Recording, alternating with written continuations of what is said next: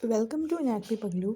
Rounded back ये सिर्फ bed portion नहीं है, ये काइफोसिस भी हो सकता है जिसे हम बैक भी कहते हैं और इसे हम लोग नॉर्मली घरों में कुब निकल जाना कहते हैं।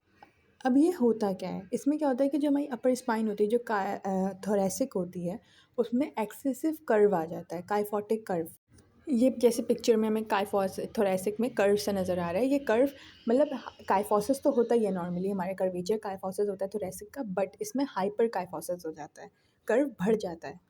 नॉर्मल कर्व हमारा जो होता है वो 20 to 40 डिग्री होता है, बट 45 से ज़्यादा, 50 45 इसमें क्या होता है कि हमें हाइपर काइफोसिस हो जाता है।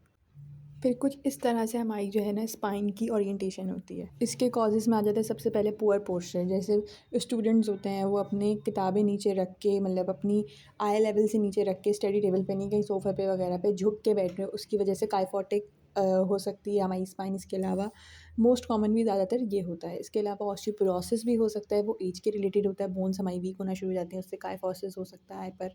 और क्या कहते हैं, शर्मन्स डिजीज़। ये टीनेजर में स्ट्रक्चर हमारा जो वर्टिब्रास का होता है थोरेसिक में, वो वेज शेप्ड का हो जाता है, जिसमें क्या होता है हमें फिर काइफोसिस होना शुरू हो जाता है। इस तरह से कर्व आना शुरू हो जाता है, वेज शेप्ड की हमारी वर्टिब्रास हो जाती हैं थोरेसिक। सिम्टम्स क्या होते हैं, सबसे पहले पाउंडेड शोल्डर्स हो जाते हैं, मतलब कि हमारे जो शोल्डर्स होते हैं ना वो थोड़ा फॉरवर्डली जो है ना स्लैंट कर जाते हैं, सीधे स्ट्रेट नहीं होते। जैसे कि बैक थोड़ा कर्व्ड होगा, बैक कर्व्ड है, शोल्डर्स आगे की तरफ पाउंड हो जाएंगे।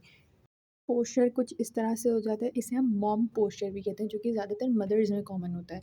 हेड भी हमारा थोड़ा जो है वो फॉरवर्ड हो जाता है। इसके अलावा ब्रीथिंग प्रॉब्लम्स होना शुरू हो जाती हैं, जो कि हमारी जो थोरेसिक वर्टिब्रा है उसके आगे जो है हमारे पास थोरेसिक केज है, उसके मतलब थोरेसिक केज और क्या कहते हैं वर्टिब्रा के बीच में हमारे पास लंग्स होते हैं। तो हमारी जब क्या कहते हैं तो वर्टिब्रा ही वेज शेप्ड की हो रही है तो हमारी ब्रीथिंग प्रॉब्लम होगा, चूँकि लंग्स पे प्रेशर आ सकता है, तो इसलिए हमें ब्रीथिंग इश्यूज़ भी हो सकते हैं। इसके अलावा बैक पेन होना शुरू हो जाता है हमें।